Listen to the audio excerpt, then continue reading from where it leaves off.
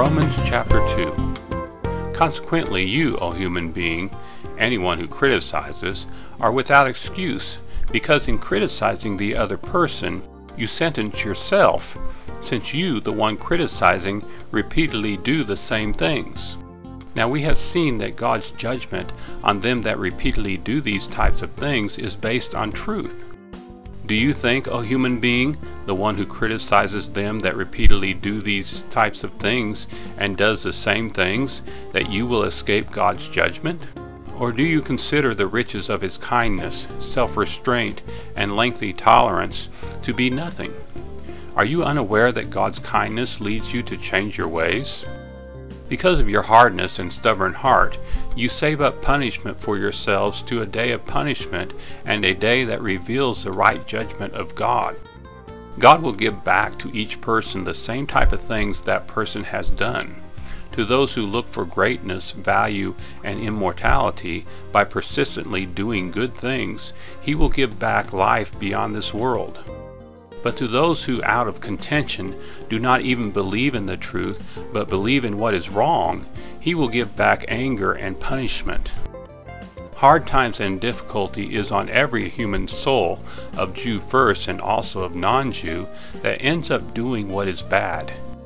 But greatness, value, and peace is with everyone, to Jew first and also to non-Jew, who is active in doing what is good. There is no favoritism with God. Whoever sinned without the law will also be destroyed without the law, and whoever sinned with the law will be judged using the law. It is not the hearers of the law that are right before God, but it is the doers of the law that will be shown to be right.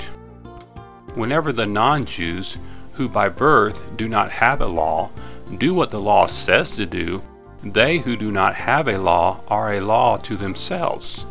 These very people display in their hearts what the law says to do.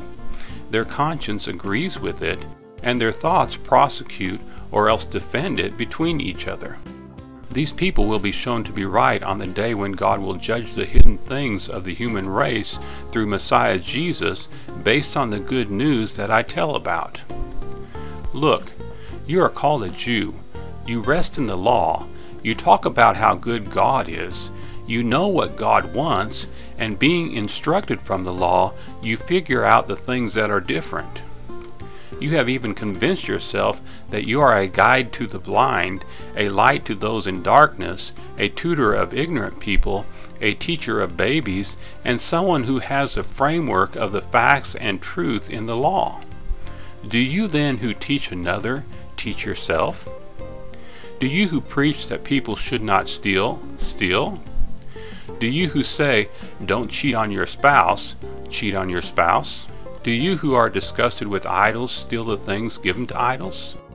Do you who talk about how good the law is insult God with your crime against the law? Are not bad things said among the non-Jews about the name of God because of you, just as it is written in Isaiah 52:5? Circumcision definitely has a benefit if you are someone who observes the law. But if you are a criminal of the law, the part of you that is circumcised has become uncircumcised.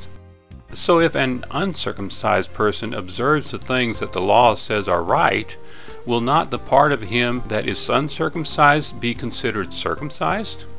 Will not the uncircumcised person, which is that way from birth, who observes the law, judge you, the one who even with the help of a book and circumcision is a criminal against the law?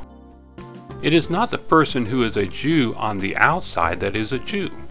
Neither is it the person who is circumcised on the outside in the physical body that is circumcised.